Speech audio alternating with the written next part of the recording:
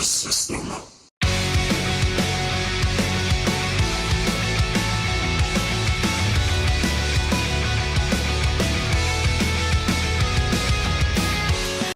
What is going on, ladies and gentlemen? It's the Double R, Ryster Ryan, here on the Losers Lounge podcast. So welcome back, everyone. Welcome to episode 28. Man, 28 episodes. Absolutely crazy, but more are going to come along the way as this year goes by. But anyway, welcome to the Elimination Chamber review. And I was there live in person, and it was absolutely amazing. But we got a very good crew here with the Losers Lounge. All the losers are here.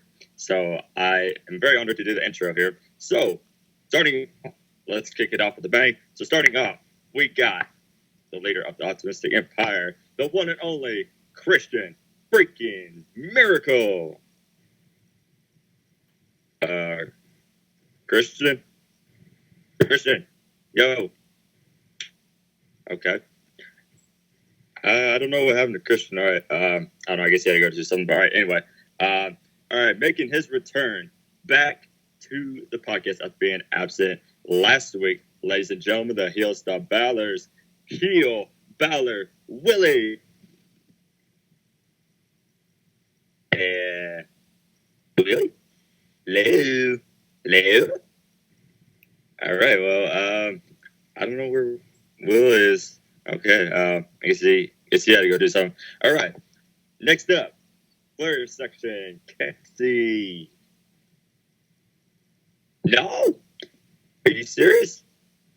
No, don't be like last week. Like, oh my gosh. Okay. I guess, who's left? Connor? Okay. BC and Rollins. All right. Hopefully he's here. BC and Rollins, my boy. BC and Rollins, Connor. Son of a gun. Are you kidding me?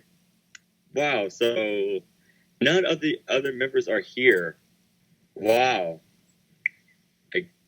Man, that's well, I guess I don't know. I guess they're all doing something. Whoa. Double R. Hold your roll, buddy. You think you're doing this alone?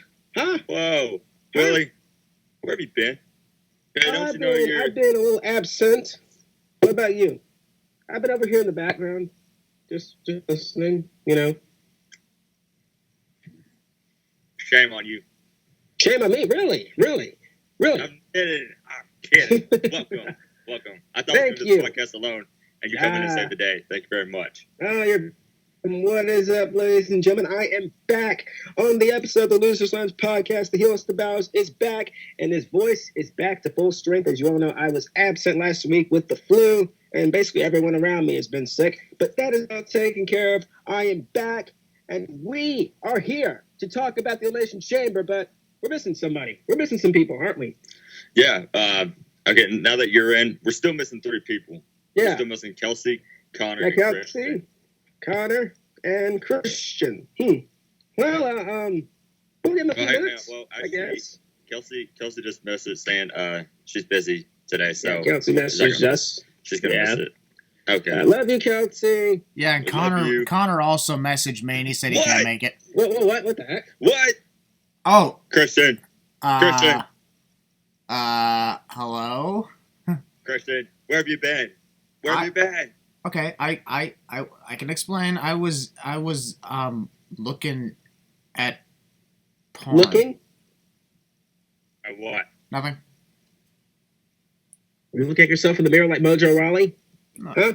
No, not this time. I do that on Tuesdays. Okay. But I'm here, Christian, folks. I'm glad you're here. Yeah. I'm glad you're here. There's 3 of us. KELSEY can't make it, Connor can't make it, but we're here. I thought I was about to do this alone. Woo! Yeah, now you know how I felt. Again. I know how I felt. Yep. Payback. Yeah. Which, by the way, was a bad pay-per-view. Christian, I owe you a deep apology. I apologize for coming in late last week. It's okay. It's all taken care of. We're all good now. So. Anyway, we are here. And Ryan, what are we here to talk about? We are here to talk about EC1 and EC2.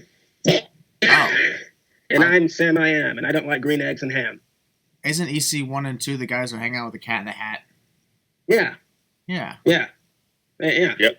So why isn't EC3 this is like a storybook. Wait a minute. What if that means if there's 3 of them, EC3 is the Cat in the Hat? Yeah.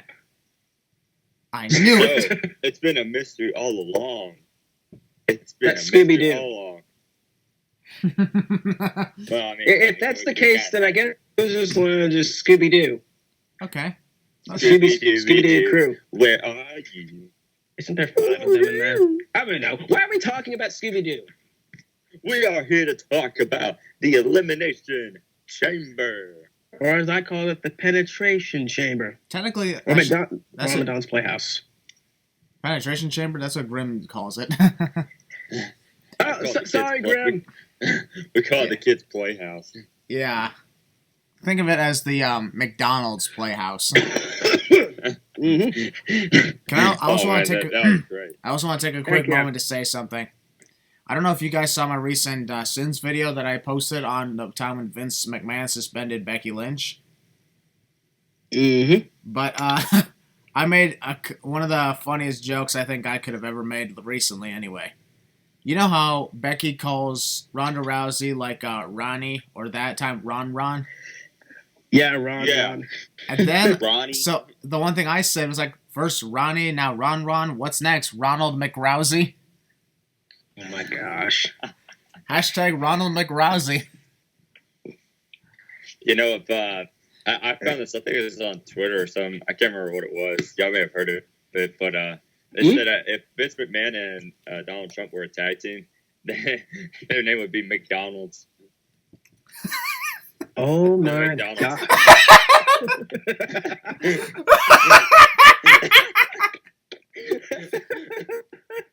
We're talking about.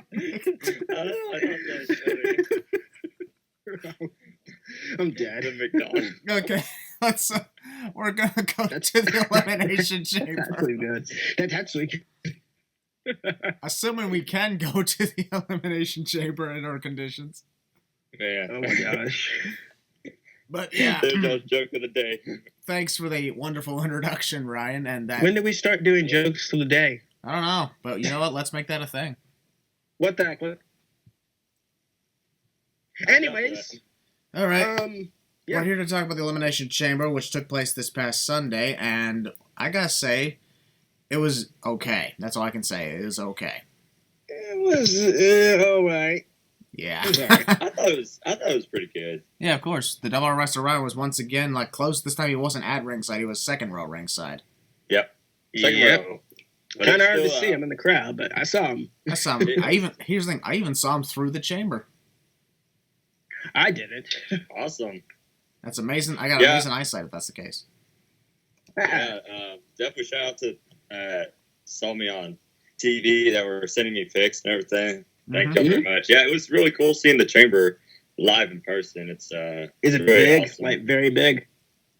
Yeah, How big is it? kinda, yeah, like when you're kind of there, like it's quite a bit. I don't really know how tall it is actually. Really sure, but it's got quite a bit of a height. Dang. Yep. Well, I just wish that we could have been there for the real Elimination Chamber. Mm-hmm. Yeah, But it's okay. That To would be each a their lot own. better. So where's So actually, let me just say this. So I've attended the Royal Rumble and Elimination Chamber. Now it's Christian Miracle's turn because he will be attending Fastlane, the next pay-per-view, and WrestleMania. Birthday Mania. Yep. I've considered something else, which is I've considered potentially attending the Hall of Fame ceremony on the day I arrive in New York. Oh God. I mean, that's a good. Who wouldn't want to see Degeneration X? Oh yeah, That is true. and DX. China's going into the Hall of Fame. Congratulations! Yeah. Congratulations to all Yep. DX members. And to all who are complaining, saying, "Hey, she should go in like single and on her own," I'm like, look at Triple H. He's not going in on his own either. Yeah.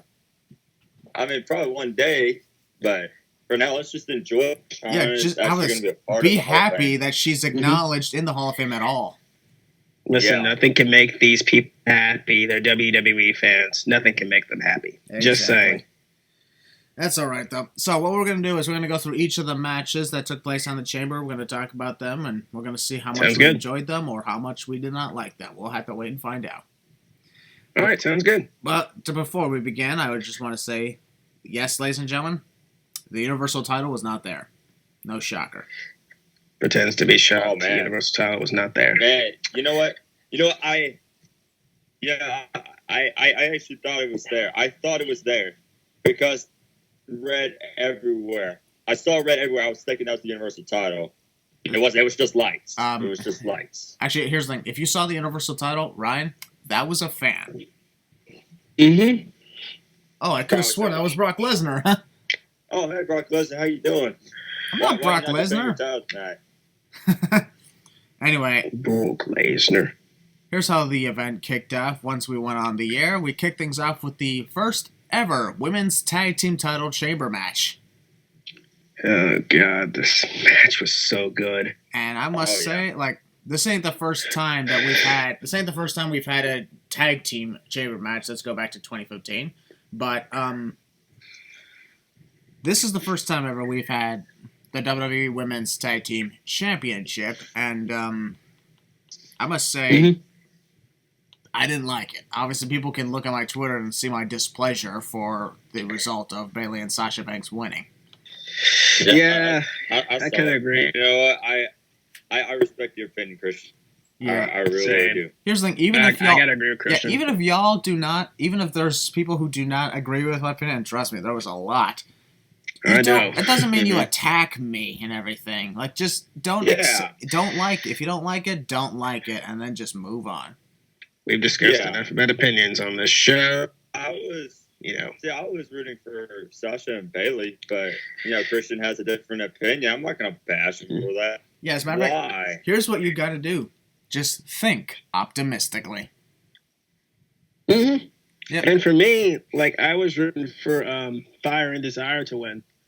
But, of course, that didn't happen. But, just like Ryan just said, I'm not going to attack someone because of their opinion. Yeah. Yeah. What about you, Ryan? Who was your main pick to win? Was it Boston Hug Connection? Yeah, the Boston Hug Connection. Yeah. The Iconics were... The Iconics cracked me up. Yeah. Oh, man, they were hilarious. So, this is very interesting because we will... here's the thing. Obviously, I do not like Boston Hug Connection whatsoever. I don't like either one of them. However, I will at least give them congrats on becoming the inaugural women's tag team champs. Same. That's at least Absolutely. that's the one respect I do give for them. I wrote on Twitter, but well deserved. So Bayley yeah. and Sasha, first ever women's tag team champions. Charlotte Flair, first ever Raw women's champion, and Becky Lynch, first ever SmackDown women's champion. You see the connection? Four horsewomen. Mm-hmm.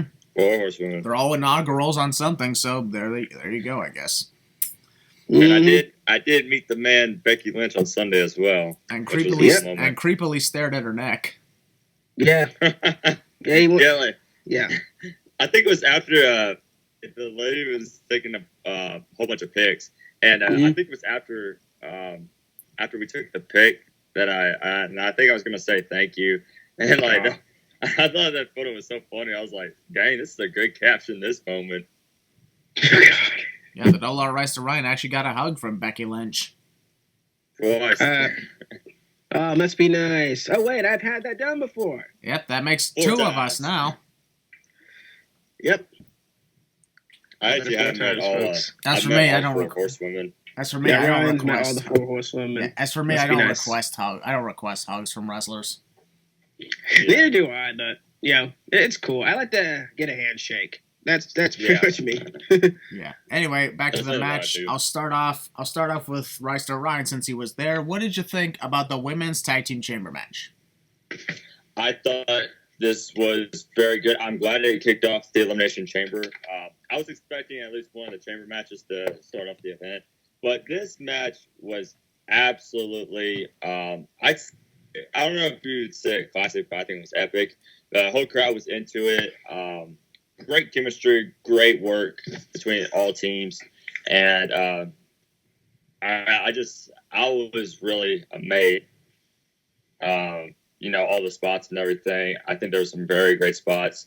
And of course, Nia Jax going through the pod. She broke it. I thought that was pretty funny, but overall, heck of a performance. Congratulations to those women's tag teams. Congrats to the ladies. That's a very, very great performance. Couldn't be more proud of. Yep.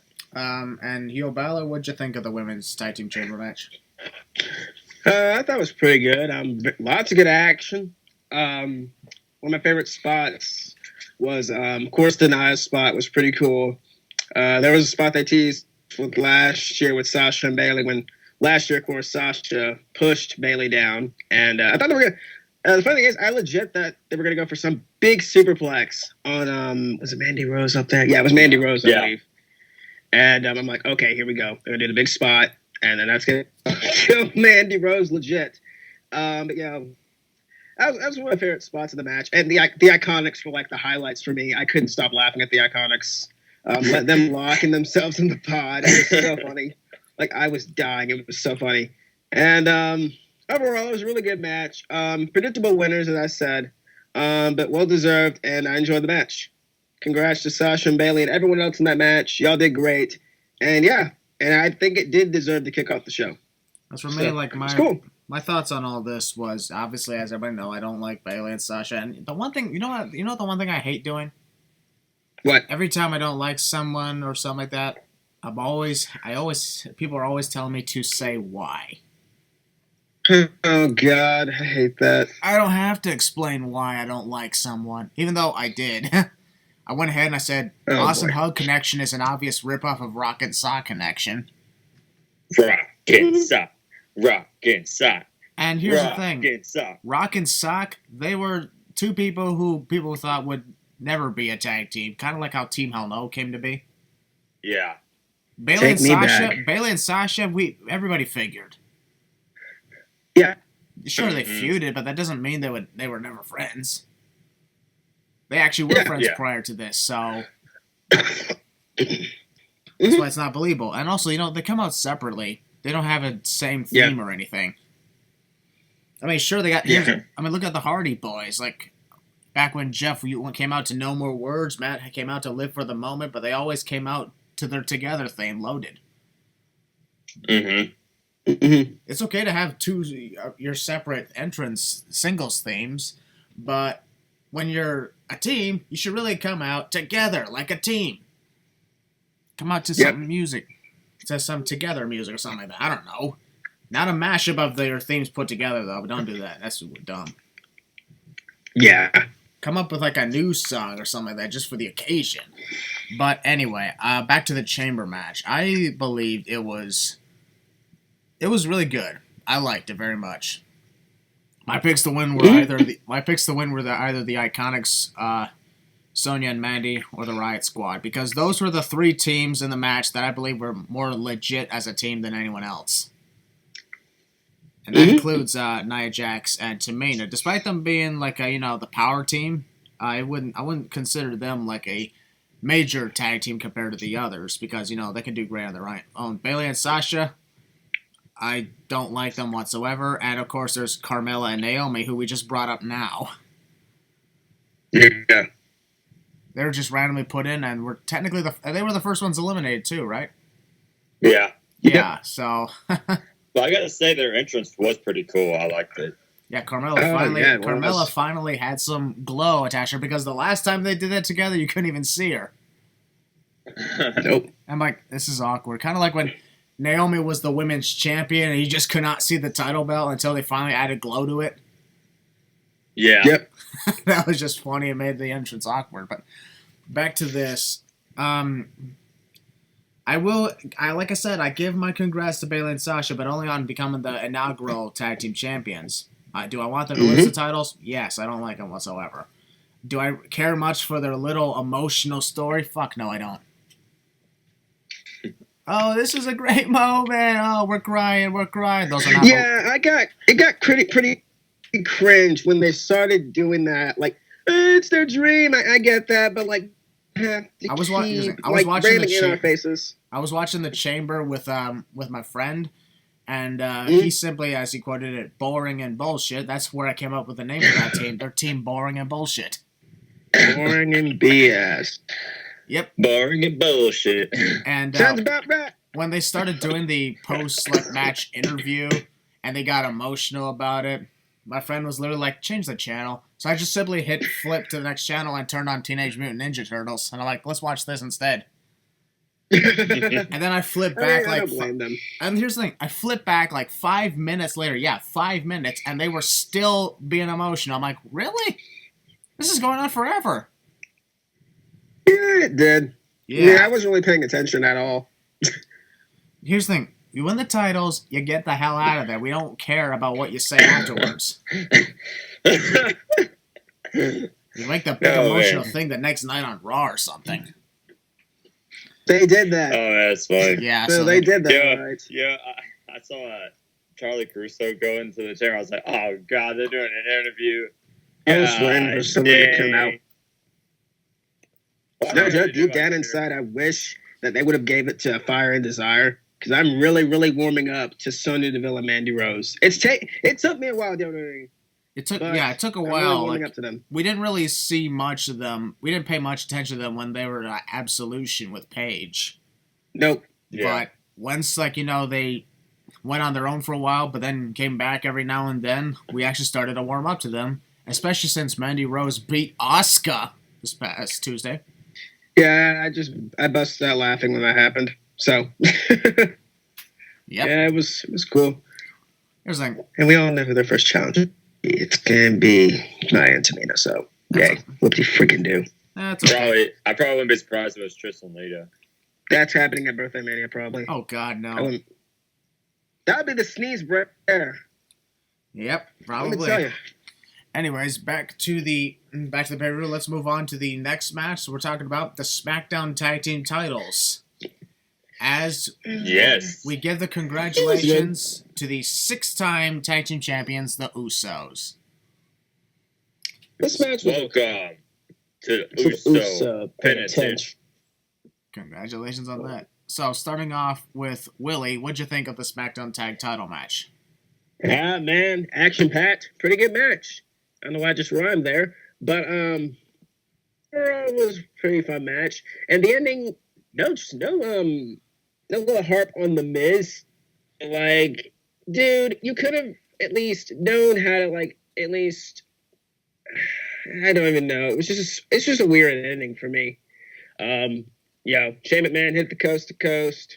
Then he hit the elbow drop. He was laid out, and then seconds later, being pinned. 1, 2, 3, and they're Miz looking sad. So overall, as I'm saying, the ending shocked me, to be honest.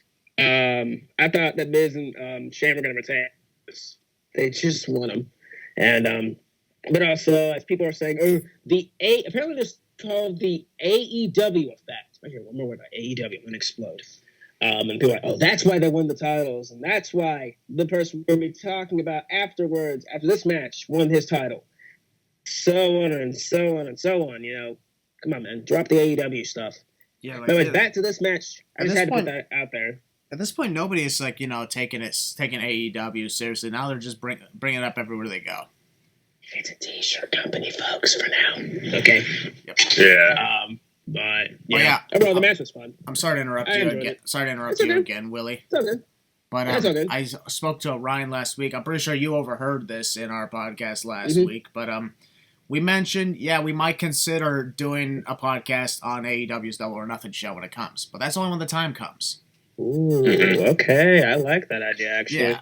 I'm like, we'll consider doing it, but only when the time comes. We're not talking about AEW. Yeah, we're gonna keep continuing to do WWE shows, but we'll talk about it on next. People have been asking. I've been getting comments of like, "Oh my God, y'all need to talk about New Japan and other topics." We would, but I'm probably watches that stuff, so that'd be kind of hard for these guys. The thing is, I do like New Japan, but I don't watch it constantly to keep up with it. So I would kind of have to do a little bit more research on everything.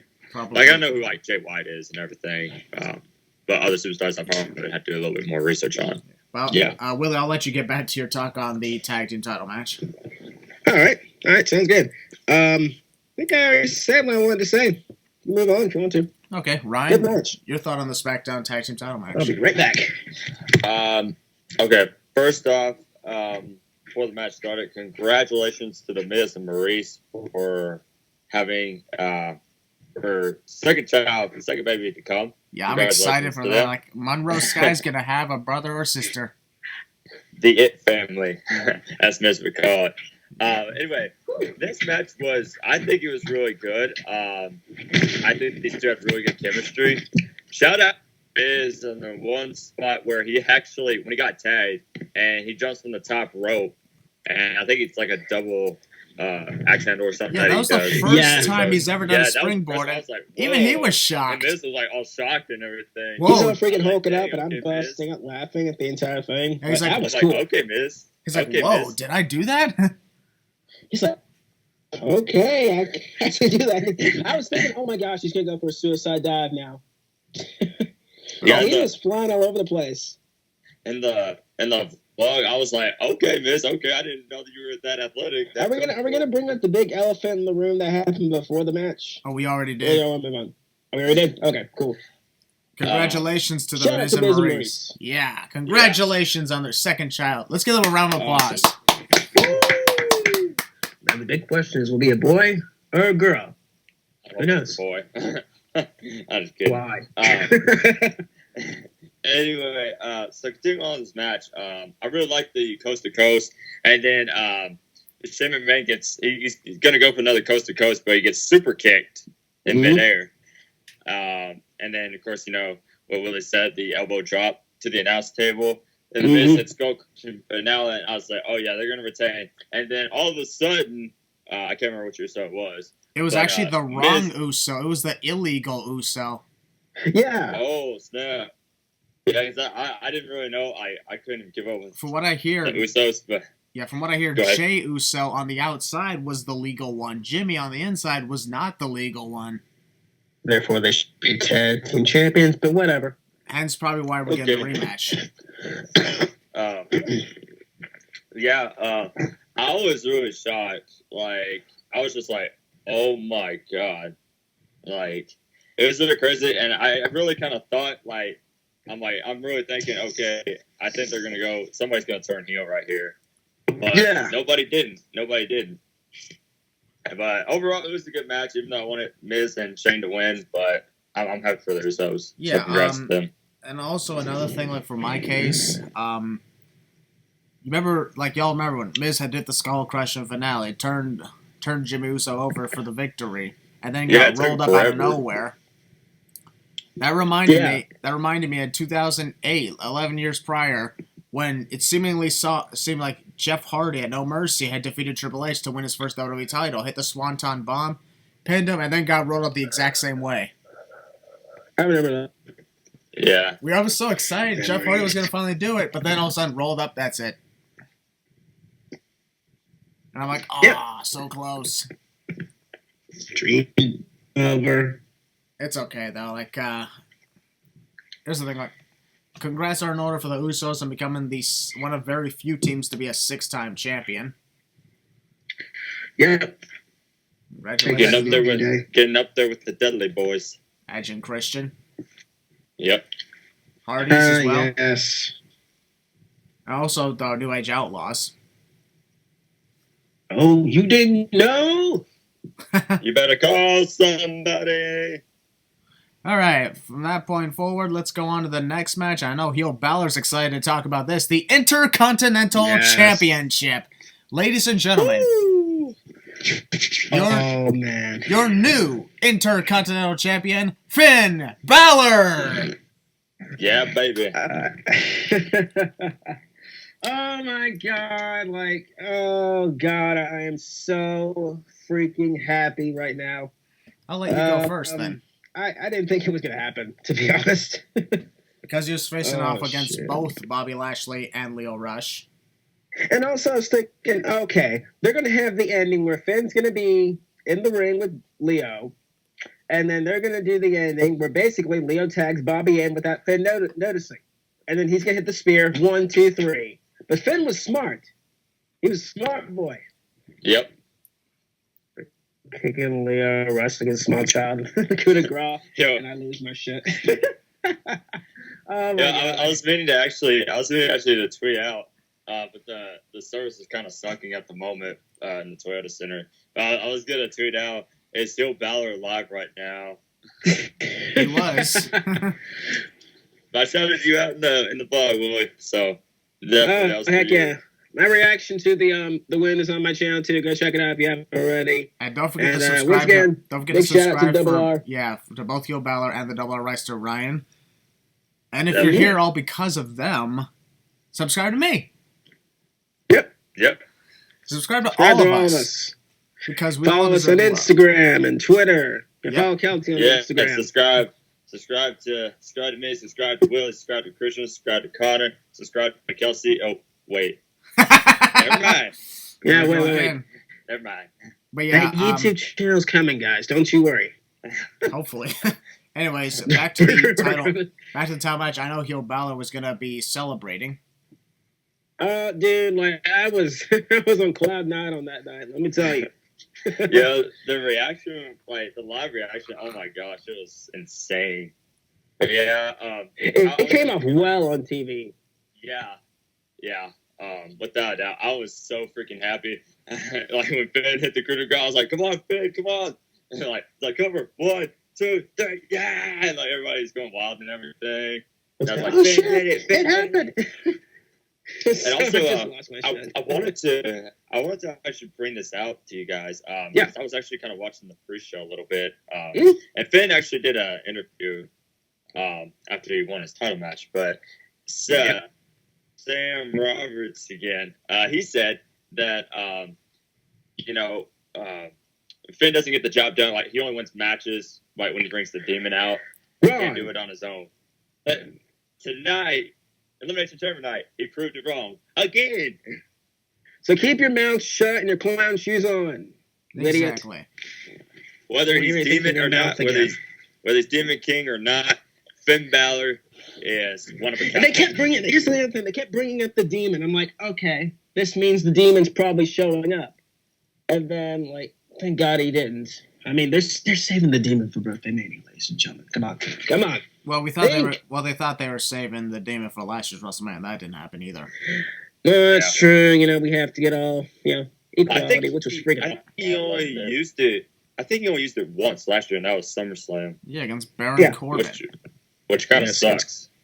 Yeah, I think SummerSlam's, I guess, the main home. If that's the case, I'm going to be at SummerSlam this year, so I guess I might see If that's the the demon. freaking case, that's stupid. But whatever. My boys again, Continental Champion.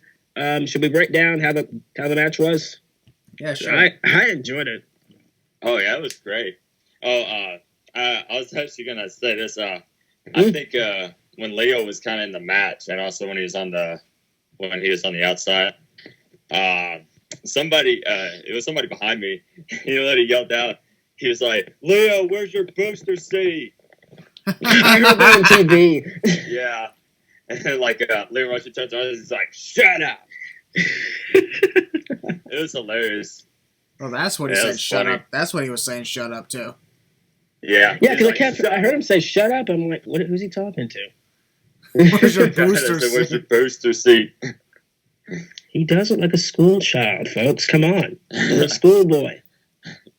Yeah, it's crazy. And And then the beatdown. Yeah, was hilarious. last beat down Leo. I was cheering for that. They teamed up again. Following Yeah, Raw. teamed up the next night with. We'll talk about that Raw probably towards the end and SmackDown because pretty good shows. But we'll talk about that when we get to the ending of this if we got time. But overall, Finn Balor and Bobby Lashley and Leo Rush. I mean, it was pretty good for what it was. Leo did most of the work. But yeah, Finn got the upset. New Intercontinental Champion, and I am a happy Finn Balor fan. Exactly. He doesn't call himself a heel with the Balors for nothing. Yep. Mm-hmm. And then Becky Lynch showed up later, and then I'll talk about that when we get to that. Oh God. Yeah, there's at the point where Leo kind of he tags himself in. Yeah. Well, he tags in. He hits Bobby Lashley, tags himself in. And and Lashley just kind of looked at him like, what the heck, man? I was thinking, Yeah. okay, this might actually be a title change. Like, Leo Rush is going to cost Bobby Lashley. And he and did. it happened. It did. Just Yeah. saying, he kind of did. But yeah, that's what I mean. As But, everybody like, knows, and Willie respects me on this, I am not, and Willie respects me on this, but I'm not really a fan of Yeah, I Finn do. Balor. Yeah, Everybody to else- each his own. Yeah, but here's the thing. I congratulated Finn because it's his legit first major singles title, because screw the Universal belt. Yeah. He's actually Yeah, he something. didn't have that. People are saying that he should be getting his rematch with Brock, even though he lost fair and square to Brock. Please, no. Even though he No. lost fair No. and square to Brock. Just like Yeah. Rollins is gonna lose. I mean, what? Here's the thing. Yes, I definitely would like to see a rematch. But here's the thing about that. I don't, to be That honest. is basically the start of pretty much the push that he's getting right now. Yes. Yeah, That look was where the he is. start. And he showed a strong performance. Even though he didn't win, that's a strong Yeah. performance, and that's a strong sign that, hey, this guy, Finn Balor, he has what it takes Yes. to be Let's a go- top champion. As a matter of fact, let's go back a little bit. I recall All saying this in our TLC review video back in December. I literally said Finn Balor would make a great Intercontinental Champion. Now he's won the title. Let's see if it's true. I've been saying that since he was probably in the title feud with The Miz and Rollins during WrestleMania. Yeah, I agree that Finn Balor could be a great Intercontinental Champion if done properly. Yes. Yeah. Unlike this Seth case, they kinda Rollins, did. who was one of the worst Intercontinental Champions. Mm. So, I'm hoping that Finn Balor, gives acknowledgement to the title as well, Yeah. defends it regularly, and actually, And make sure that everybody, wants the belt. He has to make sure Give that him the everybody treatment you gave Seth Rollins last year. Yeah. I will say this.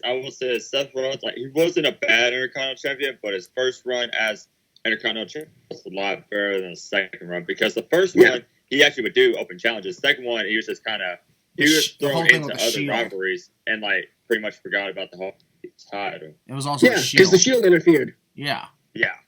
The Shield Which I got in think the is way. very bad. Finn Balor, thankfully, And of he's course- not part of a stable. I mean, sure, he was with, Gallows and Anderson back in the Japan days, but he's not with them now, so. And they're rats, so Yeah. he's on his own. Yeah. I say leave him be. And here's actually my thoughts. Excuse me. For Finn to make a good Intercontinental Champion, everybody loves Finn Balor. Everybody thinks the IC belt looks good around Finn Balor. I think he looks fantastic with the IC belt.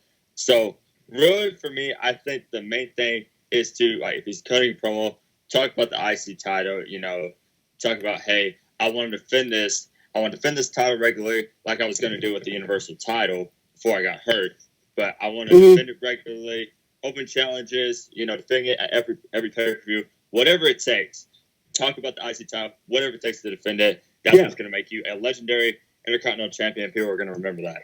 And I know people are calling for, there were rumors, quote unquote, that after Elimination Chamber, Balor was going to 205 Live. What's that? No. Nope. Keep Ain't your mouth happening. shut. He's too big of a star. 205 Live, my friend. Here's the one thing You know how bad that would be? No, it wouldn't be bad. I mean, he just doesn't need to be on 205 Live. Yeah, he People doesn't. just don't like him. But People just don't like that's him. a big loss. Here's the thing. I don't Yeah. like. I said before, Right. I don't like Finn Balor much myself, but even Yeah. I agree that he belongs where he is right now. He does. See, folks, even if there's somebody I don't like, I do what I can to show my respect. Mm-hmm. And no, he's not saying that just because I'm in here. No, He's actually saying that from the heart. I even said. I've said that even if Willie was not here. As a matter of fact, Yeah. I'm not afraid to go up and straight tell Willie right to his face. I don't like Finn Balor. And I will say right back Yeah. to his face, I respect your opinion. Exactly. That's why we shake hands, we're on good terms, and we accept other opinions, because here's the thing. You know what we don't do? Here's something we don't do. We do not, mock other people's opinions. We do not make fun of them if their guy lost. That's all I saw this past week on Twitter. It's stupid. These opinions and stuff, and just take back just sit back and think before you say something, okay? Like, for example, I've said some things about Charlotte, and we all know Flair Section's the biggest Charlotte fan that we know. So, we all respect each other's opinions. Same with Seth Rollins. Seth Rollins is a big topic nowadays. So, I respect everyone's opinions on Seth Rollins. I like Rollins. I've explained that before.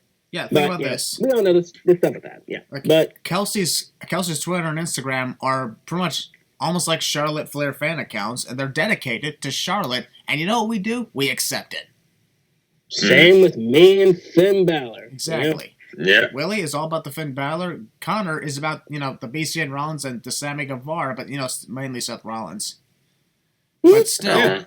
And of course, I support Becky Lynch. So. And of course, Ryan, Actually, I don't think Ryan does do a specific wrestler in this case. Not exactly, but I will say I am a huge Shinsuke Nakamura fan. A lot of people don't really know that. I don't really brag about that, but I am a huge Nakamura fan. Yeah, here's the thing. I don't brag about being I don't brag about being a massive fan of the Miz or Jinder Mahal. And trust me, throughout 2017, I was always in for Jinder Mahal for the WWE title reign, even if people didn't like it. Oh boy, wasn't I? Here's the thing. I really love Shinsuke Nakamura. I haven't really watched him too long. I watched him a couple, like a year before he had left New Japan. But I started watching him. I was like, man, I really like this guy. And of course, but I will say this: when he won the, I was extremely happy for him. I thought, okay, yeah, this is the start of something good. But then, weeks, months passed. Didn't really hear a whole lot about the U.S. title. And legit, no lie, I'm gonna be honest, I forgot he was United States champion. And I think, and it's really not even his fault, but I think that was probably one of the worst runs of the United States title ever. I think he just had a bad run, but it wasn't even his fault. It was just WWE creative. I'll be real honest with it. I'll be real honest with you on that part. I love Nakamura, but you bring it was a good bad point. Title run. You bring a good point because what I'm saying. We're saying it once again. Where the hell is the U.S. title again? Yeah, that's such a big question. Is the champion? Ever since R-Truth won it, we haven't seen him.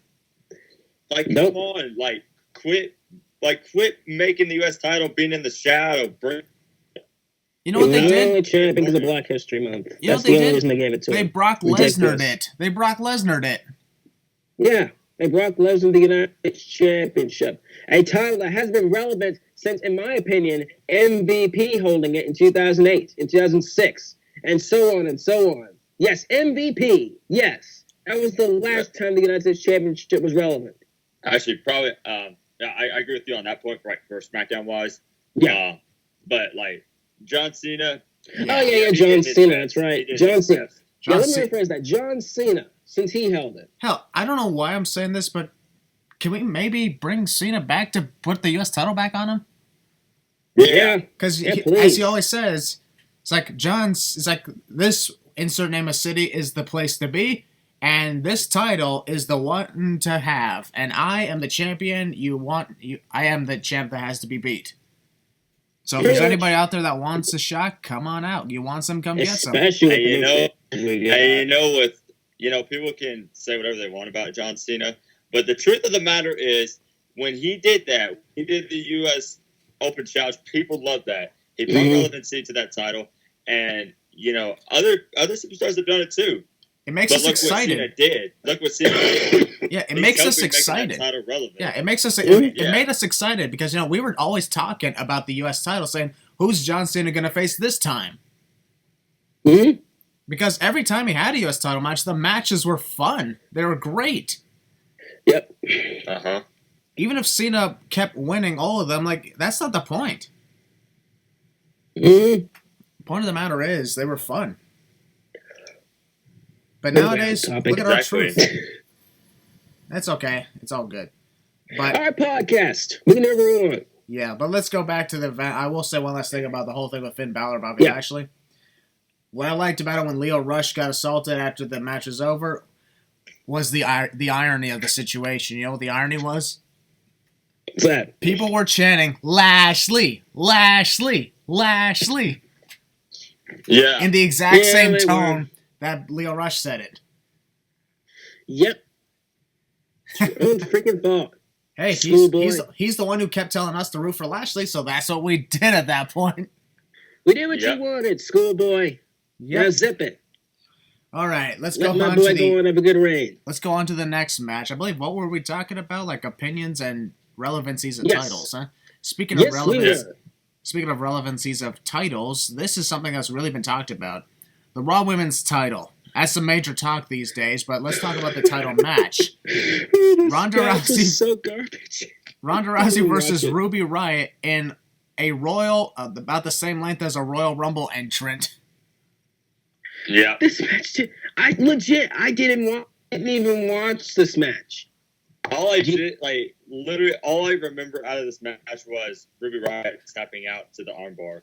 Well, I went to go to the bathroom, right? This is real. I went to go to the bathroom and brush my teeth. I come back, and all I see is Becky Lynch coming through the crowd. And I'm like, what? I'm like, wait, is the match over? Did the match start? So I don't know what the heck happened. I went downstairs. So. I went downstairs to grab my phone charger. Not kidding. Went downstairs to grab my phone charger. Figure, okay, this will go on for a little bit. Went downstairs to grab my phone charger. All of a sudden, I hear ding, ding, ding, ding, ding, ding, ding. It's over. I'm like, I just go sailing back upstairs. I'm like, what? I'm like, here comes Becky Lynch walking through the crowd. No, it was Charlotte getting in the ring. And then Becky came out. I'm like, wait, is the match over? Like, where did Ruby go? I mean, sure the match was trash because it was only like 90 seconds long. However, they at least made up for it by having this interesting confrontation, right? Oh, yes. Let's talk about it. That match we're not going to talk about. Let's talk about this big moment here. Yeah, so, Willie, I guess you'll go first then. Alrighty. Now, we all know I'm a big Lynch fan, but recently they are really starting to overexpose her. This is getting ridiculous. It's getting to the point where I don't want to see her anymore. It's really getting to the point where it's getting very nagging on the eyes to see her. Oh, Willie, you're turning your back on Becky? No, I am not turning my back on Becky. What I am telling you people is to tone her down and just not have her. For example, a few weeks ago on Raw, when she got quote-unquote suspended for slapping Triple H and kicking Stephanie McMahon down and all that crap that happened with that. And then, of course, now she's all up in our faces. I'm tired of seeing Becky every freaking week. Here's the thing: if you Please, want to have her, tone it down. If you want to have her suspended, live up to the suspension. That's not going to happen. Yeah. She's not. Okay, anyways, who cares? Here's the thing: I am so sick and tired of this. The best thing to do for this case, in my opinion, would have been to have her not suddenly show up at the chamber or something like that. Have her ever since she gets suspended, have her wait till literally like Ric Flair's birthday celebration coming up, and then that's what I was thinking. Then have her show up. She's gonna do it anyways. It's not gonna be as big as an impact. And I know what people are thinking to themselves. Oh, Willie, you said you wanted Becky Lynch in the spotlight. Yes, I did, but I did not mean get her in the spotlight and treat her like Stone Cold Steve Austin. That is a big thing that I've been wanting to talk about. Yeah. I don't know if we touched upon this, but we'll talk about it when we get to it. But continue. Ryan, what do you think? Okay, so let me just say about that whole Ruby versus Ronda match. All right. We thought Corbin and Strowman was going to be the worst match of the night. I mean, this one just blew out of the water. That is the sneeze break, to be honest. I should have put this one. Well, here's the thing. Talking about... We can't really call it a sneeze. We can't really call it a sneeze break match because we didn't even have time to sneeze. Yeah. Essentially,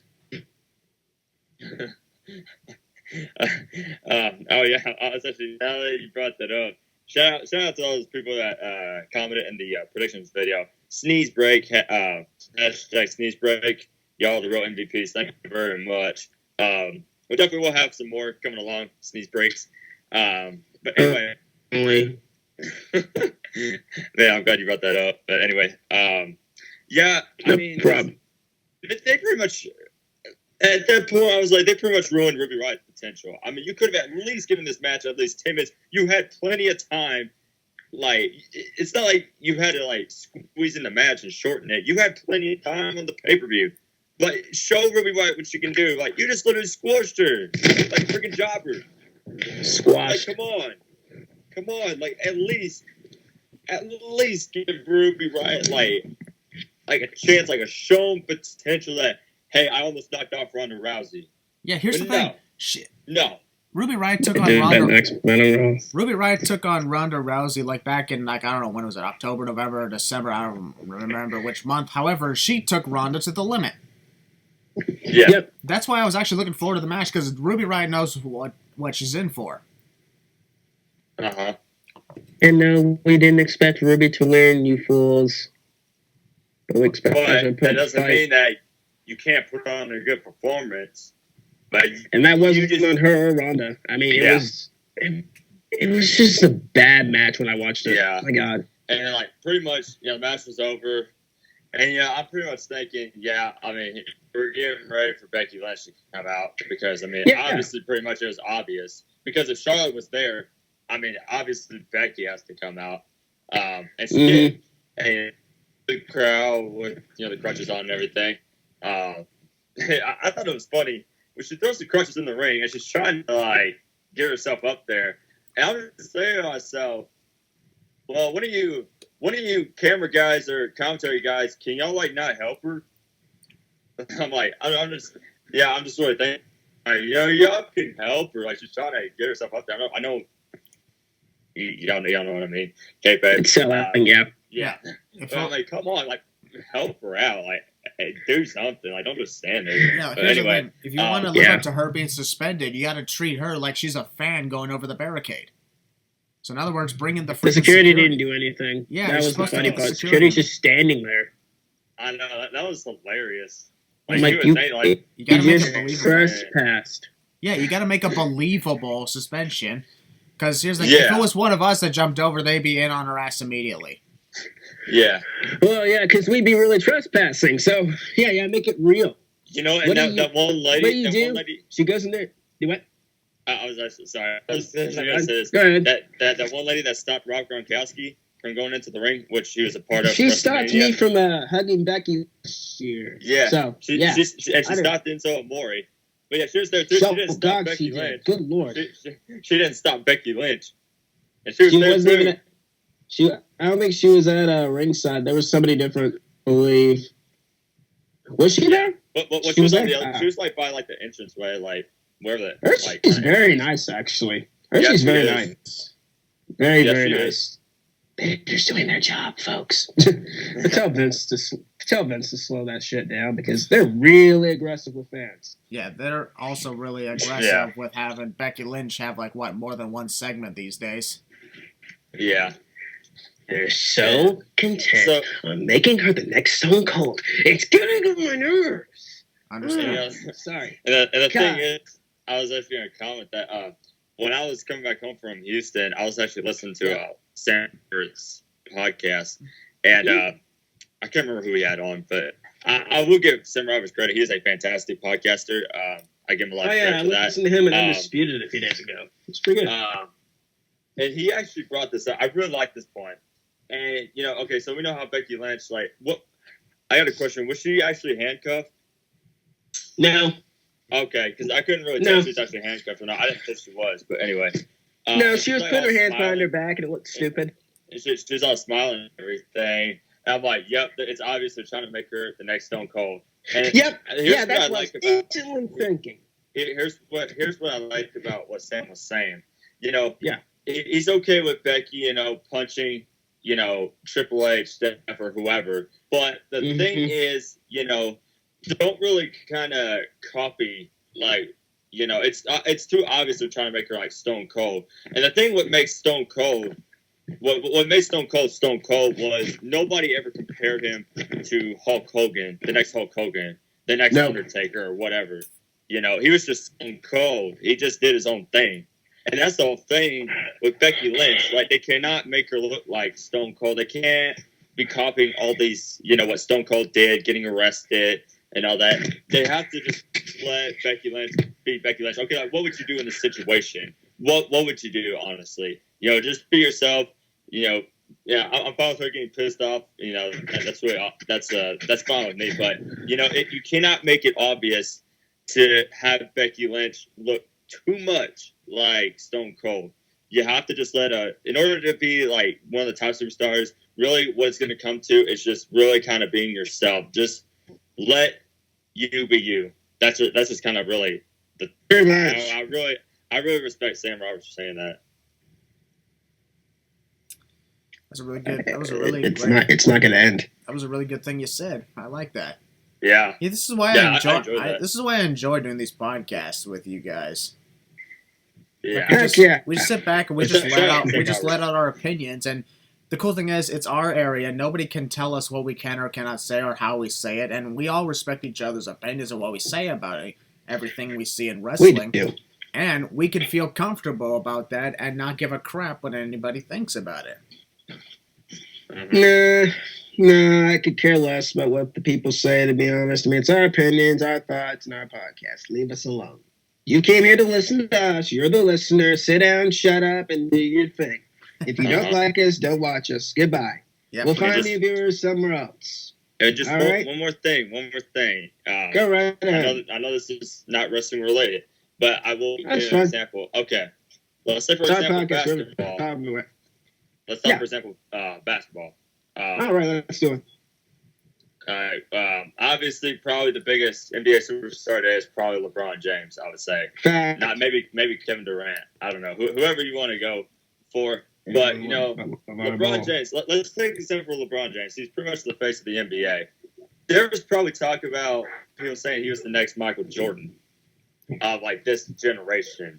Yeah, there's a lot of superstars. Like, when it comes to NBA drafts, there's a lot of people saying, oh, this NBA superstar, he has potential to be, the next Steph Curry, the next Kevin Durant, the next Dirk Nowitzki, whatever. And, here's the thing. I'm okay with that. But, I mean, you compare these NBA players to other ones. But here's the thing, though. You cannot just immediately say they're going to be the next this NBA star. You have to let that NBA player be himself. Let him be him. Let him be the next. I want to be the next this guy. I don't want to be remembered as, I want to be remembered as, I was the other LeBron James. I want to be remembered as myself, my legacy. I want people to remember my legacy, not me being the LeBron James version 2 or Michael Jordan version 3. Same with WWE superstars. Just let them be themselves. That's another great speech by the Double R Rice to Ryan. Mm-hmm. And that's why it makes sense, because look at me. Does anybody really see me as the next whoever this YouTuber is or whatever? No. Mm-hmm. Look at us. Like, we're a podcast. We call ourselves the Losers Lounge. Does anybody think we're like trying to be like this podcast group or that podcast group or something like that? No. Yeah, we've been compared to Cultaholic, for God's sakes. Yeah, but then there's a lot of people who are like, they're not even close to Cultaholic. They're like really different. And we like being different. The only similarities we have with Cultaholic is we're discussing professional wrestling and our opinions on it. Mm-hmm. But that doesn't mean we're nothing like Cultaholic. Yeah, like they do their thing, we do our thing.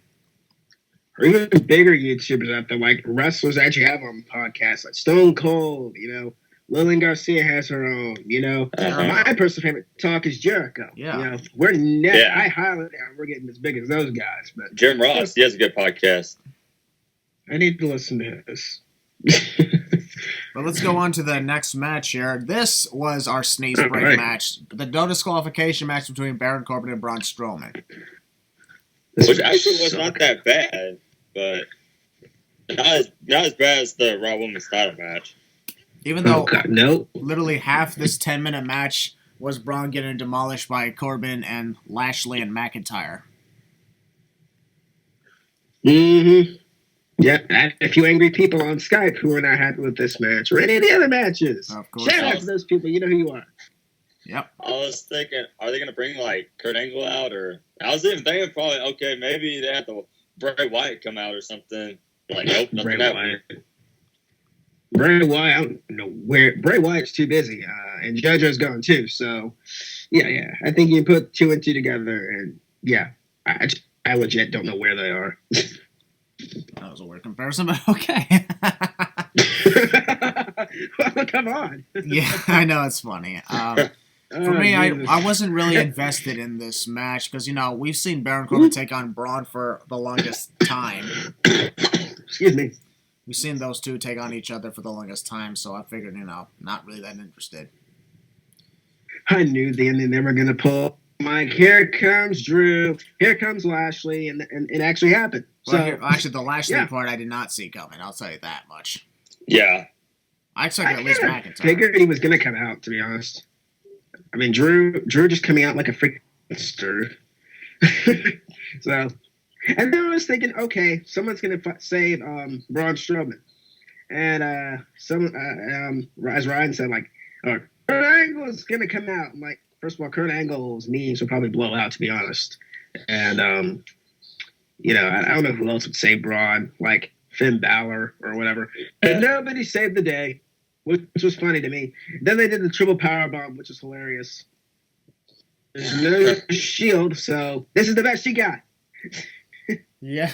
So that's why, since we didn't expect much for that. Here's the thing. Since we did not expect much for this no disqualification match, I think we can say this was appropriate that it ended the way it did. So, we weren't highly invested in it anyway.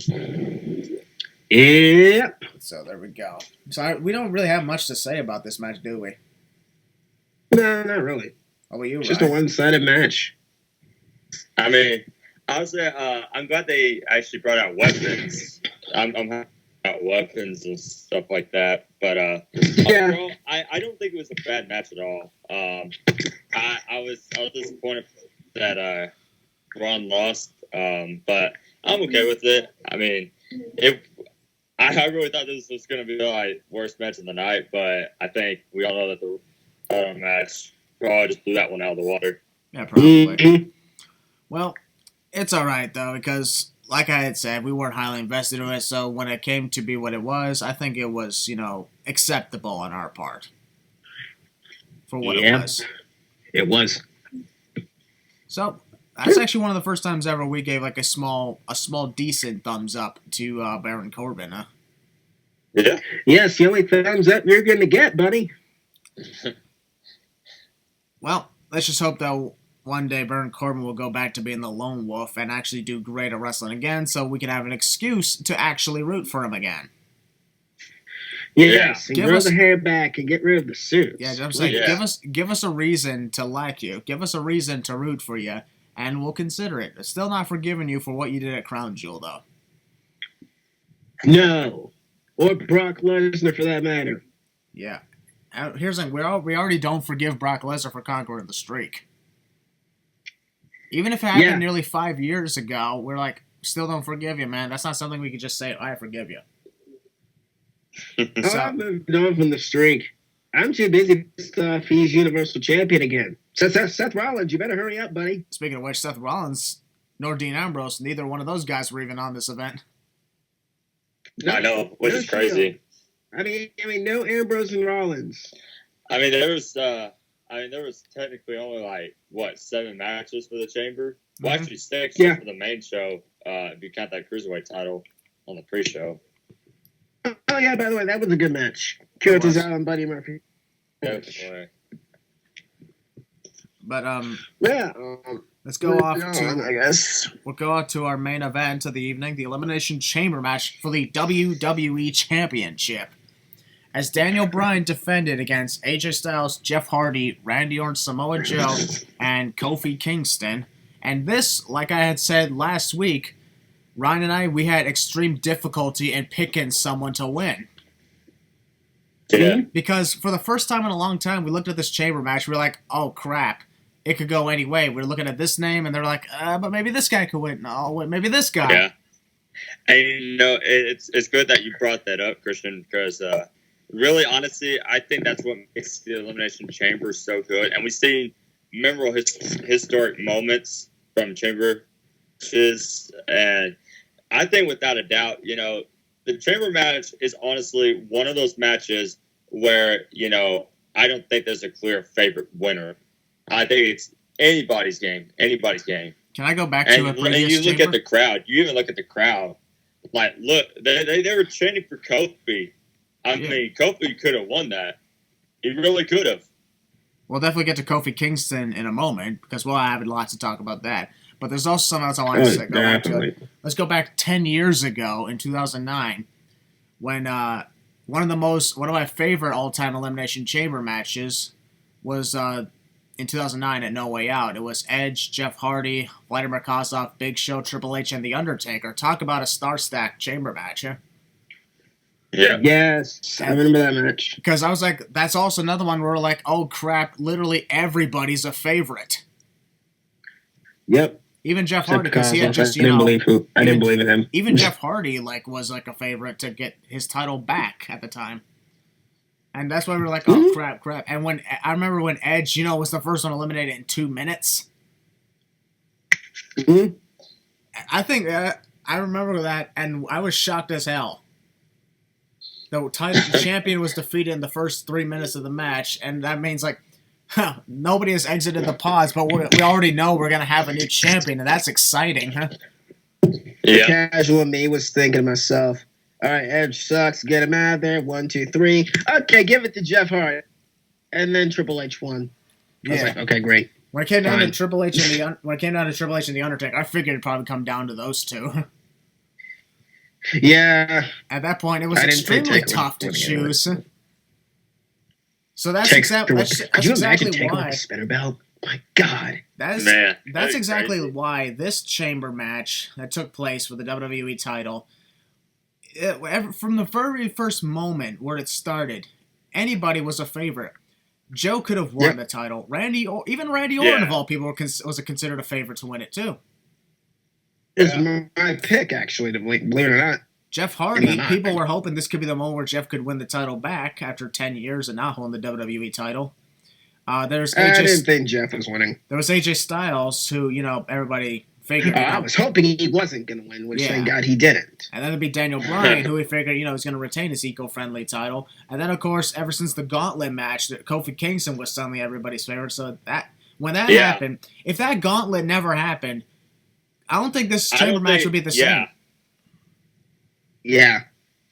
Yeah, I really, okay, so, really, you kind of go back, everybody was excited for Mustafa Ali to even be in this match, but then he got hurt. Everybody was upset. But then again, everybody was kind of excited, to see who was going to replace him. Some people were saying Andrade or, even Rey Mysterio of all people. Please. But, then they said it would have been cool to see Mysterio in there again. A New Day member. Like, okay. It should have been Xavier Woods. People are overlooking Xavier Woods. But then, I really think they're all underrated. Even Big E, I think he would have been good. But then, for reasons. Like Christian said, that gauntlet match happens. Kofi lasts over an hour, or less than an hour. And, pretty much the whole kind of picture changed. Everybody was rooting for Kofi. And then that's pretty much what's led to, this moment for Chamber. The whole crowd, literally everybody was going for Kofi. The crowd was going wild. It was absolutely amazing. Yeah. It was. And here's when it came down to everything that took place, Samoa Joe was the heavy favorite to win, and he was the first one out. Yeah. Ooh, that pissed me off so bad. Yeah, I was disappointed in that as well. What would be shocking? What if the first 3 who were eliminated... AJ Styles got eliminated? Yeah, what if the first 2 who were eliminated were Daniel and AJ? Imagine that. Okay, that would have been shocking. That would have put a smile on my face because AJ Styles would be gone. I'm sick and tired of him being in the WWE title picture. Well, lucky for us, he was the third one out. He was out halfway through the match. Yeah, laughed. Eliminated by an RKO out of nowhere. Yeah. Just like the Gauntlet. Literally out of nowhere. Just like Stupid. Kofi got his revenge. But I liked how when it came to Daniel and Kofi, the match continued. It was just Daniel Bryan and Kofi Kingston as the final 2. The match went on for another 15 minutes, and I loved it. Yeah. They had me believing Kofi was going to win. We were all... The funny thing about that is when Daniel Bryan hit the first running knee on Kofi, everybody's like, oh, it's over. And he goes for the cover. 1, 2, kicks out, and everybody's like, oh! I'm like, Kofi's in it. and I was like, please give him the WWE title. And like he gets we trouble in legit- paradise, and I'm losing my freaking mind. I'm like, yes, do it, put it on. Yeah, I'm like, and then, I like- Yeah, like everybody, like literally the whole crowd in Toyota Center was just going absolutely nuts for Kofi. Like, I mean, like it was unbelievable. It was crazy to be there live. And I was thinking, okay, he's gonna do the big boom drop from the pod. I'm like, Yeah. that's good to get. I Thank God he kinda didn't. knew at I would've- that point- that I would've knew at been that bad. point- I kind of at that point, like, when Daniel Bryan moved out the way and he's gonna go for the running knee, I was like, oh yeah, it's kind of over. And like it was 3 count, and like everybody was kind of disappointed, but you know that was an impressive performance. And let me say this: how many superstars can really go into a match and get that kind of pop? Like for a Daniel match? Bryan in 2014. True. And like really honestly, in my opinion, you know, if that does not impress Vince McMahon, then I don't Which know has what will. 13 when they I finish don't that. know. I don't know what will impress. Yeah. Because I mean that was one heck of a performance. And you look at the couple of days later, like 2 days, like okay, we go back yesterday. What was trending on Twitter? Kofi Mania, hashtag Kofi Mania. Picked Yep. with Kofi Kingston with the WWE title. People want to see that happen. They want to see Kofi Kingston versus Daniel Bryan at WrestleMania. I am all Well, for that's that not match. happening. Well, here's I the am all for that match. good thing I mean, is like for it too, but it's at least happening, of happening. course. Well, here's the thing: it may not be happening at WrestleMania. It's happening at Fastlane, we all know, but hey, at least it's happening. Period. Yeah, And Yeah, true. I'm excited because I you know I can't wait to see the build up. I can't wait to be there. I'll be there in Cleveland, Ohio. To anybody going to Fastlane in Cleveland, Ohio, yours truly, Christian Maracle, will be there, and I'm excited to see Daniel versus Kofi in that match. That has to main event. That's Yes, to main it event. has to main event. Hey, the Universal Definitely. title is still out of the picture to WrestleMania, so yeah, definitely main event, huh? Good. Good. And just and it's a good point. You know, Christian brings that out. Like, you know, just be thankful that it's happening, and that's true. Yeah. Because had Mustafa Ali not gotten hurt, we probably would never have even seen that. We would never have seen Kofi anywhere near the WWE title. Probably much. Yeah. I Exactly. mean, but look what it's done for him. I mean, that's just awesome. And despite the loss, proud of Kofi Kingston. Even though he didn't win, I'm proud of Kofi Kingston. I was happy to be there live. It was a heck of a performance, heck of a match. So congrats to all those superstars that were in that chamber match. Very well done. Let's talk. There was one spot in that match which made my jaw drop. Jeff Hardy did a big swanton on AJ Styles. Oh yeah, that was Just great. lying on the turnbuckle. I'm like, oh my god, he killed AJ. That was I think spectacular. did y'all see that kind of before that? I think it was a botch, but I think they kind of fell off a bit. Yeah, Yeah. Was it? Yeah. I don't know who fell, but someone fell. It was Jeff Hardy who fell, and I believe it was Jeff. I can't remember who it was. Someone Yeah, I think- fell, and AJ Styles well- with a check on him. Yeah, I think kind of both of them kind of slipped off, but On TV, you could hear AJ say, "Are you all right?" And like, "Are you all right?" or whatever. And they went and did their thing, and that was awesome. That swanton. I was really afraid he was going to crush AJ. that was crazy, especially from that spot. I was throwing it to the top of the pot, like the top of the roof, like a Kalisto did in 2014. Just start swinging and like just fall. Yeah. But that didn't happen. I was gonna think at that point, like something crazy would happen. Like Kofi Kingston, he does a real cool move. I like that. I was And, thinking to myself, okay, it's going to come down to AJ and Daniel. And then I was also thinking, okay, Kofi's about to win. The lights are going to go out, and here comes Luke Harper. But then nothing happened. That didn't happen, of course. But here's the thing: at least when Daniel won, it was a believable victory too. Yeah. Yep. There's no interference. He won fair and square, and it was. Here's the thing: even if we were disappointed that Kofi didn't win, that everybody wasn't talking about saying, "Hey, Kofi should have won." Nobody was saying. Actually, there was a number of people who were saying it, but we were mostly saying, "Congrats to Kofi on the performance," Yeah. Mm-hmm. and even congrats to Daniel. Even if his eco-friendly thing is annoying the living hell out of us, like he did great. Well, I'm enjoying it. Yeah. He did. Oh, it was funny. Someone, the same guy that said, "Leo, where's your booster seat?" He said something I can't remember, but anyway, shout out to that guy. He was one of the awesomest people in the crowd that night. But I can't remember what he said. It was something about goat cheese or something like that. Anyway, and like the part where like Daniel Bryan's kind of like by the chamber, by the pod. Anyway, he kind of starts laughing about that. Like when someone says goat cheese, he turns around a little bit, starts kind of laughing a bit. But that was kind of funny. Goat cheese. Awesome. Goat cheese. He starts like laughing, like not real laugh, but like kind of like you can see him smiling and everything about it. Here's also a moment I wanted to ask you guys. Yeah. You know when we believe Kofi was going for that bone drop out the top of the pod? First of all, I was hoping that Kofi would not destroy himself in the process. Yeah. But here's the question I have for you guys. How would you have reacted if before he jumped, he did his signature boom, boom? Dude, that would have been cool. If he did that, everybody would go psycho, huh? Just imagine. I was thinking about this. Imagine had he won the WWE title, or the eco-friendly title, I should say. Just imagine if they started playing his old theme song. Just imagine how funny that would be. He sheds the New Day, the Jamaican stuff comes back. Yes. That is hilarious. I would be so down for that. That would be hilarious. That needs to happen. But in the end result, ladies and gentlemen, we'll say congrats are in order for Daniel Bryan on retaining the title in a great fashion, not by any interference by Rowan or anyone else. And it was like a great victory. It just goes to show that Daniel is still a force to be reckoned with, even with, his Rowan guy. And congrats are in order for Kofi Kingston because Kofi, here's like Mama Miracle, you know what Mama Miracle said about Kofi Kingston? What? 2 simple words, and that is, he's ready. Yeah. I think a lot of people kind of forget what Kofi Kingston's capable of, what he's done in the past. You look at that rivalry he had with Randy Orton 10 years ago. That was amazing. Look at that. I mean, he's a former United States champion, a former Intercontinental champion.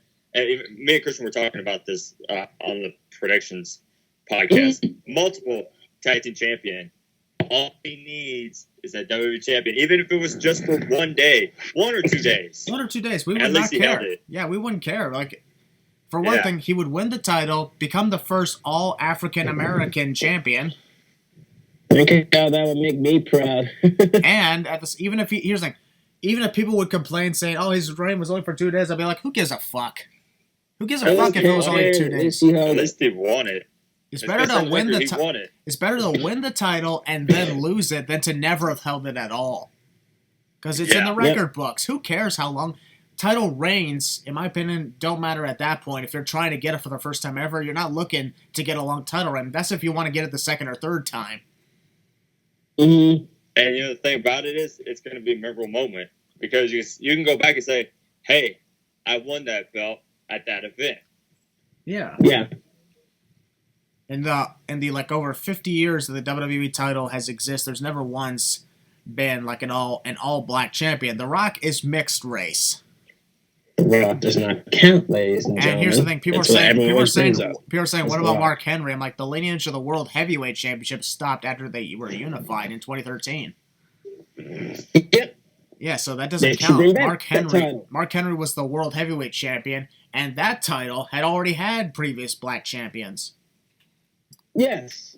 And we're talking about the WWE Championship, the one that's existed since the 1960s. And people are like, oh, ever since it was unified, it still continued the lineage of the World Heavyweight title. I'm like, no, it didn't. No. It just continued the lineage of the WWE Championship. Uh-huh. As far as we're concerned, like as far as the lineage of the WWE title was concerned, it was title was vacated. Randy Orton won inside Hell in a Cell, and then lost it to Daniel Bryan. And in between that, he unified it with the World Heavyweight title. But as the lineage says, he was champion since the Hell in a Cell in October and made it all the way to WrestleMania with the title, and that's it. So, boom. That's why we're saying Kofi Kingston would be making Extreme history. And here's the issue. Also, in my opinion, should have happened because, ain't this Black History Month? Yeah. I would be if Kofi won it on that time. Do they pull it at Fastlane? I don't know. I don't know. Who knows? I don't think they, in my opinion, I don't think they will. But what I'm looking forward to seeing is another great performance by those two. Heck yeah. So, anything is possible. Well, folks, that was us talking about the Elimination Chamber, and, it's only been almost an hour 20. Yeah. Should we talk about what big things happened this past week on Raw and SmackDown? Ladies and gentlemen, yeah, we had 4 call-ups from NXT at one time, and they weren't just any 4 call-ups. They were 4 of the top stars in NXT, which was Aleister Black, Ricochet, the NXT North American Champion Johnny Gargano, and the NXT Champion Tommaso Ciampa. Okay, so this all began because WWE tweeted out they were backstage. And they were going to be used, apparently. And I was legit shocked. I'm like, whoa, what? Like, at first I was like, what? Wow, what? I couldn't believe it. I'm like, Rick is here, Aleister Black, Ciampa, Gargano. Like, I was shocked. Like, how about this? What if WWE never tweeted it, Triple H never announced it, and they just showed up randomly out of the blue? It would have I made think it the crowd still would never pop. Yeah, I think that explains. I think, in my opinion, this explains why those NXT stars were brought to SmackDown the next day in friggin' New Orleans, a better crowd. Yes, people do know wrestling. Here's the thing: when we heard the crowd in New Orleans, we were like, "That's better." Yeah. Mm-hmm. They turned NXT before the freaking match even started between Aleister and Andrade Cien Almas. Oh my God! Remember that time that they faced off literally at NXT New Orleans? Yeah, I was like, that reminded me. I was like, man, just imagine all the good matches they had back in NXT. And it was a great match. I mean, even though we could see that they were toned down as we expected. Yeah. However, it was still good. Ciampa's babyface, and it's good. I wouldn't really say no. Tommaso Ciampa's not a face, no. He better not be. He better be tweener, or at least heel. I don't need to see him hugging babies. Yuck. I think they only did this because it was the battle of NXT versus the battle of SmackDown in that case. So, in my opinion, I don't really. Obviously, as Ciampa Gargano, they're still champions, so they're obviously going to be at TakeOver New York coming up. Yes, and that's hopefully where Ciampa's moving his goal, because you are not touching Finn Balor's reign. Yeah, in my opinion, I believe that both Tommaso and Johnny are most likely to lose their titles, or even if they don't lose their titles, okay, that's fine. But I think that after WrestleMania, that's their full call up to the main roster. Yeah. Yeah, this big shakeup is happening too. I do think it was announced that Gargano's going to take on Velveteen Dream for the North American title tonight on NXT. I think. That's right. It is. But the point of this podcast release has already happened. Yeah, it's already happened, folks. So you're seeing this on Friday. So happy Friday. I was kind of thinking to myself, I was like, just imagine. Okay, I was there for NXT TakeOver Phoenix. Just imagine they had debuted it the Raw after Rumble. Just imagine the crowd reaction. Oh my being there God. live to see that. I know, right? That would have been so cool. But no, like the whole Lafayette crowd, nothing. Lafayette, you let everyone down. You guys suck. Your crowd is terrible, and that's all I gotta say. SmackDown was the real call up. Don't at me. People. SmackDown was the real call up. Don't act me. Yep. Fact. That's why Texas gets everything. Don't hate. Yeah. I'm just kidding. Yeah. And did y'all already talk about that? Did y'all already talk about that last week? I know for a fact one thing, like these guys, hopefully they have a bright future. That's the only thing we can say is hopefully. Yeah. Well, they better. Please. They better. Please. Because then my boys Undisputed will be called out. Yes. Undisputed Era. We still got them. Yeah, that reminds me. Here's my thing, WWE. Please make sure you have a clear path for these superstars. If you don't have a clear path, then don't be ready to call them up yet. I mean, look at example. Isn't Ty Dillinger out of here now? I heard he's released or something. Yeah. Ty. Maybe after his release. Well, goodbye. Bye. Look at this. Look at a lot of good luck. look at a lot of the top stars look at a lot of the guys who were top stars in NXT, like Neville. Nakamura. Uh-huh. Pac. Yeah, Shinsuke Nakamura. Hideo Itami. Yeah, well, he was never a top star even in NXT.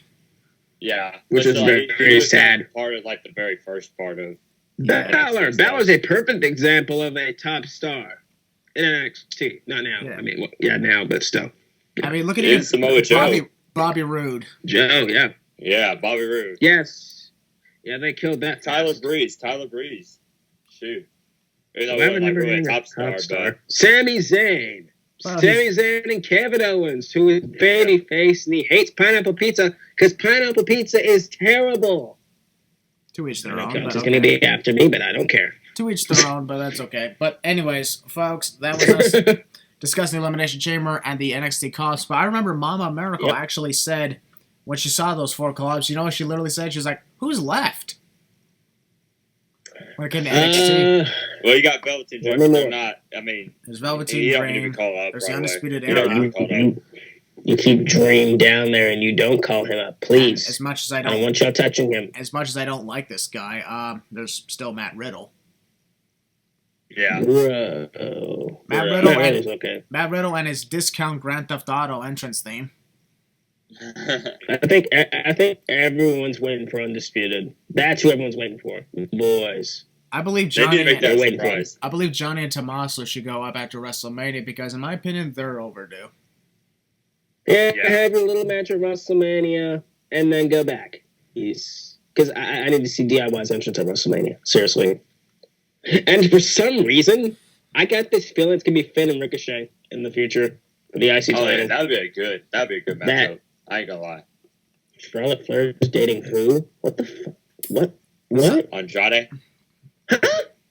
Let's not focus on that. But I will say that. I go to sleep.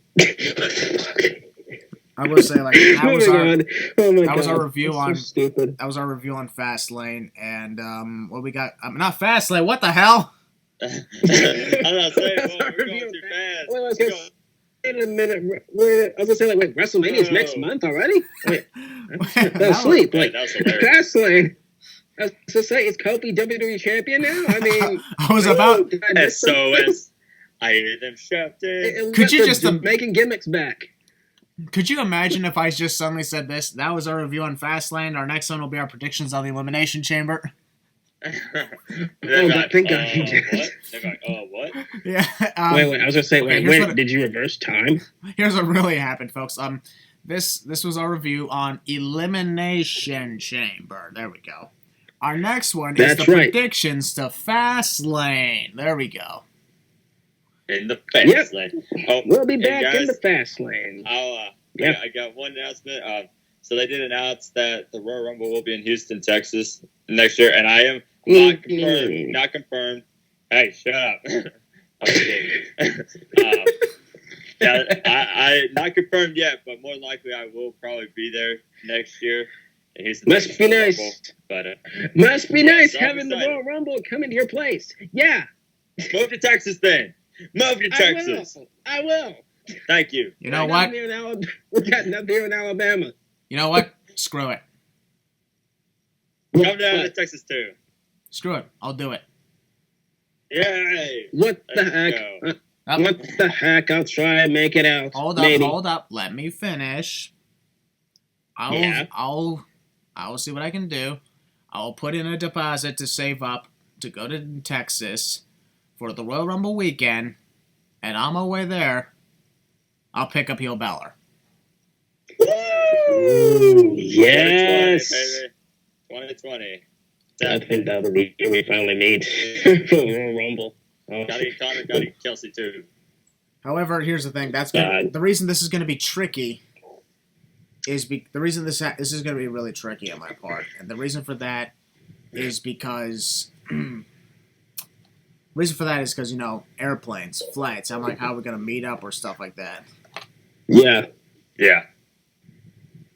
So that's why it's definitely going to be something I have to think about. But we'll talk about that in the future. In the meantime, our next podcast Our next podcast is in 2 weeks, I believe. Yep, it's in 2 weeks. So we have a nice break. Mm-hmm. In 2 weeks, Definitely. we'll be predicting Fastlane, which I'm going to be attending. I will be here for the podcast predictions. However, I will not be here for the Fastlane review. And if that's the case, that's why I am taking control. That's why I have Rice and Ryan to do the recording. Yep. Good.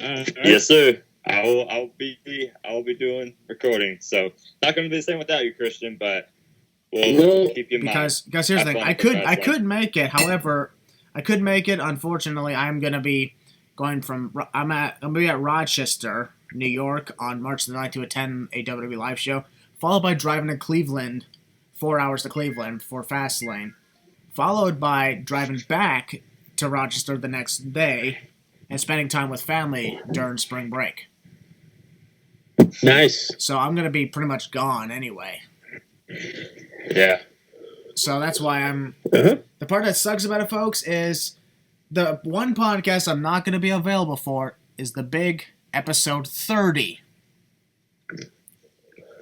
The Losers Lounge is going to celebrate 30 episodes, and I'm not going to be a part of it. Weeb.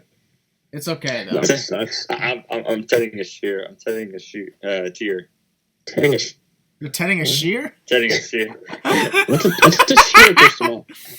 What's a shear? What is that? A shear's an invisible tier, okay? A shear. Okay. Why are we messing up words today? Yeah, a shear is something you do to shave sheep. Oh yeah. Like you shaving sheep? Yeah. You good? I thought people in Texas didn't have sheep. Hey, don't. Actually, they do have. Actually, no. Actually, Texas, they do have sheep. It's called Mavericks fans. Oh God. That's a bird. Christian. I'm telling Connor. Oh my God! I completely just annihilated that. Hey, you know what? At least we got a unicorn on our team, okay? What's a unicorn? What? Something with a massive erection each day? Oh my gosh. Okay, we're done with that. Ladies and gentlemen, thank you for second joke of the day of the podcast. We will continue to do more jokes. Yeah. What was the first one? Ronald McRousey? The first one was McDonald's. Oh yeah, the McDonald's. Vince and Donald Trump. Yeah. McDonald's. Making Ronald jokes and Donald Trump jokes. Yeah, we can make jokes like that. Yeah, we're allowed to do whatever we want, wall crawlers. Wall crawlers. Sorry, that's the first thing okay, Peter Parker. Spider-Man. Oh my God. The people, wall crawlers are not just Spider-Man. It's the people who want the wall to come up. Okay, then Kelsey She-Hulk. Then.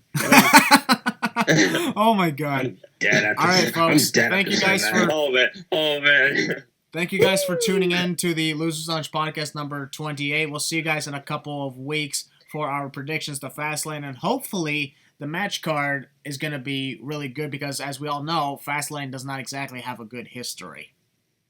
Yeah, that's true. No, it does have a reputation. It does have a bad reputation of being bad. That's very bad.